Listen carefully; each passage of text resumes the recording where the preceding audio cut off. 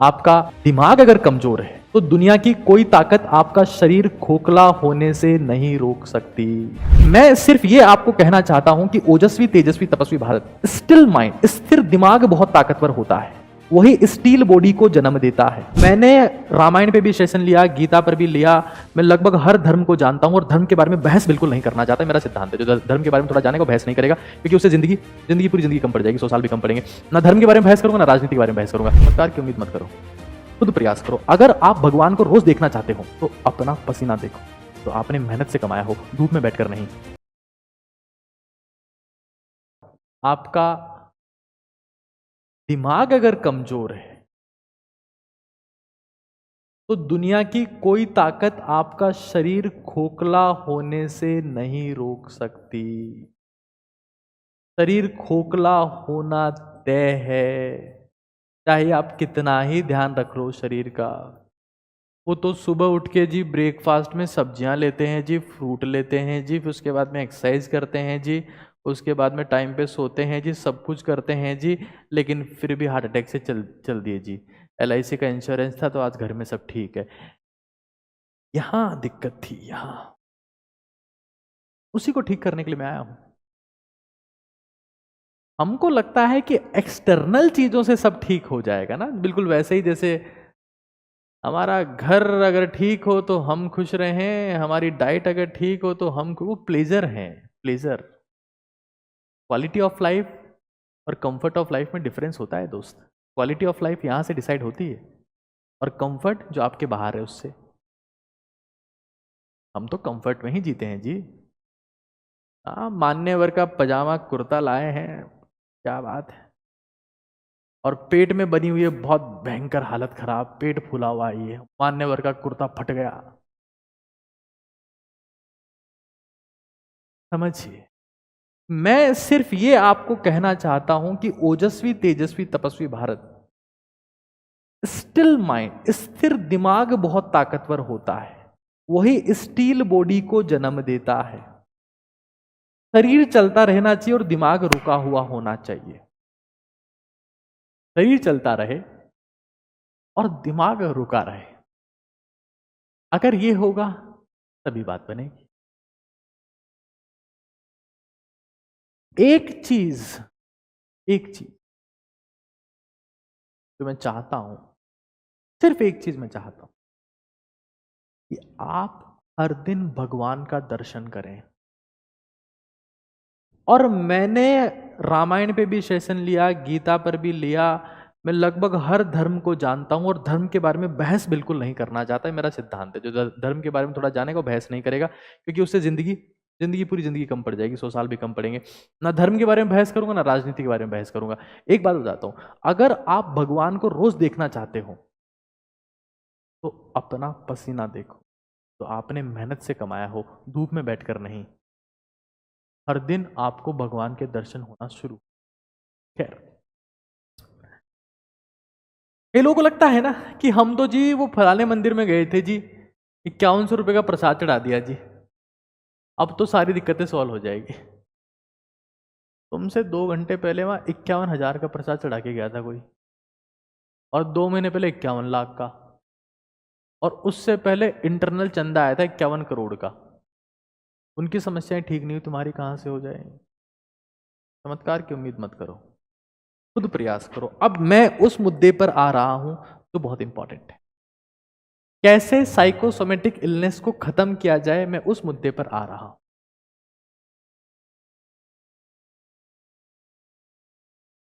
Sir, आपकी ब्रह्मचर्य के ऊपर बुक आने वाली है क्या? बिल्कुल आने वाली है। अभी आपके सवाल अगर आप कुछ समय के लिए रोक लेंगे तो मैं ज्यादा बेहतर तरीके से उनका जवाब दे पाऊंगा। एक जो मुद्दा है उसके ऊपर ध्यान केंद्रित किया जाए। मुद्दा क्या है कि how to destroy the psychosomatic illness, मनोदेहिक रोगों को हमेशा के लिए खत्म कैसे किया जाए। आज से ही खत्म करेंगे, आज रात से काम शुरू हो जाएगा अपना। इसको कैसे जड़ से खत्म करना है, खत्म कैसे करना है, देखो भाई। वन थिंग एक बात बताऊं, अगर आप तनाव में हैं, लड़का हो लड़की हो, मेल हो फीमेल हो, पुरुष हो महिला हो, बुजुर्ग हो, जो भी हो, आपका शरीर प्रॉपर फंक्शनली काम नहीं कर सकता। सबसे पहले आपको सीखना है कि हमें बॉडी को स्लीप मोड में डालना है।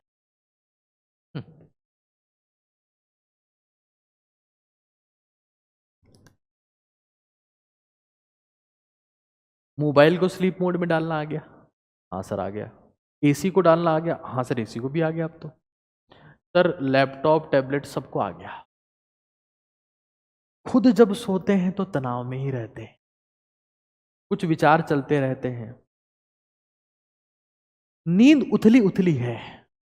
उम्मीद करते हैं कि जीवन में तो गहराई आए, कभी नहीं आएगी। आपके जीवन में उतनी ही गहराई होगी जितनी आपकी नींद गहरी होगी। आपकी quality of life is all about quality of sleep. आप कितना बेहतर सोते हैं, आप उतना ही बेहतर जीते हैं। जो ढंग से सो नहीं सकता वो ढंग से जी भी नहीं सकता। जिसकी आंखें ढंग से बंद नहीं होती उसकी आंखें ढंग से खुल ही नहीं सकती दोस्त। पहली चीज। अब कैसे आना है, इतना ही नहीं, कैसे आना है ध्यान से सुन। मैंने अपने प्रयास से एक क्रिया को विकसित करने का प्रयास किया जिसका नाम है AB क्रिया। ये मेरा नाम है। AB क्रिया में आपको क्या करना है, क्योंकि हम बटन से तो कुछ कर नहीं सकते। जितने भी मेरे से बड़े लोग देख रहे हैं उनको प्रणाम करता हूं। माताएं हैं हो चाहे मेरे पिता तुल्य व्यक्ति हों चाहे बुजुर्ग लोग हों, उन सभी को प्रणाम करता हूं और छोटे भाई बहनों को आशीर्वाद देता हूं। एक चीज सब लोगों को करनी है आज से, जब भी सोने जाएं, चाहे पंखे में सोते हैं, कूलर में सोते हैं, एसी में सोते हैं, खुले में सोते हैं, पेड़ के नीचे सोते हैं, कहीं पर भी सोते हैं, जैसे ही सोने जाएं अपनी आंख को बंद करके दायां नाक बंद कर ले और थोड़ी देर में आपकी बॉडी स्लीप मोड में जाएगी, आ जाएगी। तो हमें कैसे पता चला कि स्लीप में क्वालिटी शानदार होगी इस क्रिया से? सुबह पता लगेगा। जो भी इंसान बेड से उछल के बाहर आ रहा है, फट से बाहर आया उठ के, मतलब उसकी क्वालिटी ऑफ स्लीप बहुत तगड़ी रही है।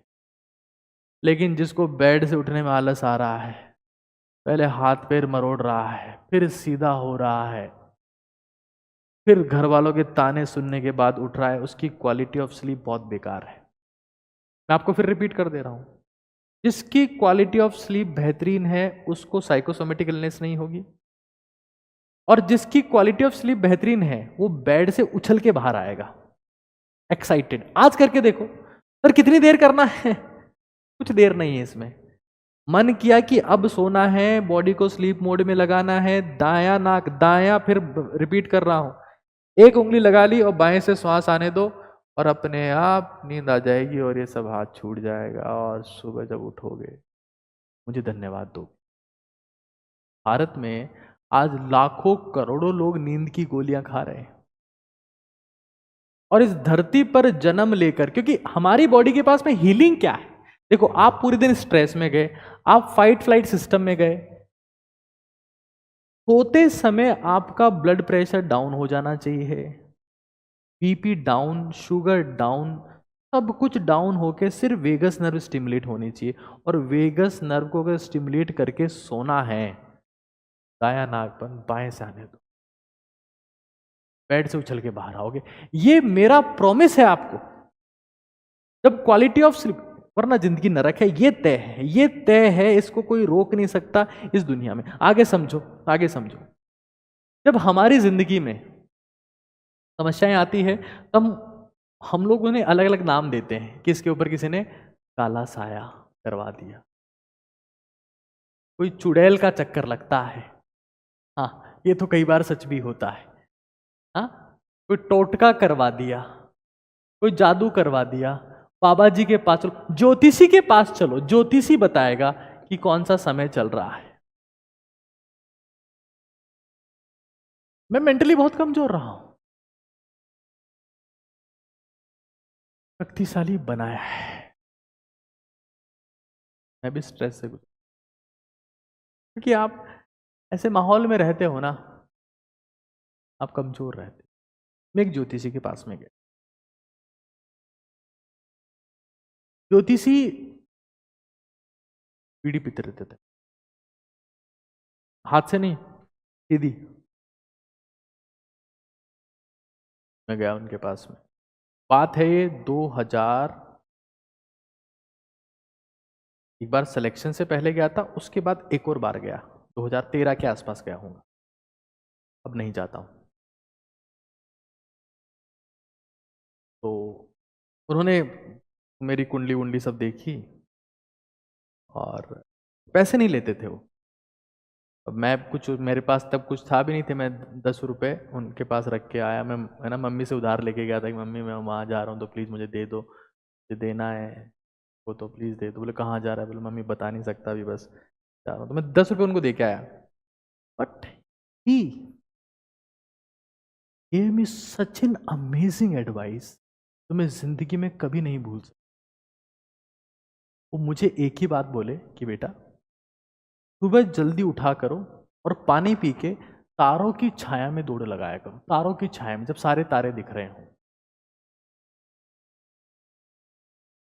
और मुझे उस दिन समझ में आ गया कि जो इंसान सुबह जल्दी उठकर तारों की छाया में दौड़ लगा सकता है, तारों की छाया में भाग सकता है, उसका कोई ग्रह कमजोर नहीं हो सकता। राहु की महादशा है, केतु की अंतरदशा है, शनि का प्रकोप है, शनि वक्री हो गया है, मंगल नीच का बैठा है, गुरु उच्च का नहीं बैठा है, तिरछा हो गया है, और सूर्य की ये चल रही है, चंद्रमा ये किए हुए बैठा है, अभी तो बर्बादी बर्बादी, सब बकवास।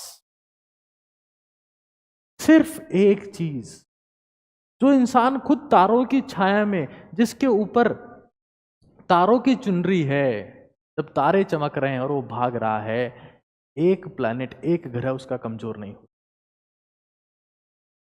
तो हमें इन चक्रों में पड़ना नहीं है। स्लीप कोट कर लिया, बढ़िया स्लीप आई, जब बढ़िया स्लीप आई तो अपने आप समय से उठ जाओगे। और क्या करना है? तारों की छाया में।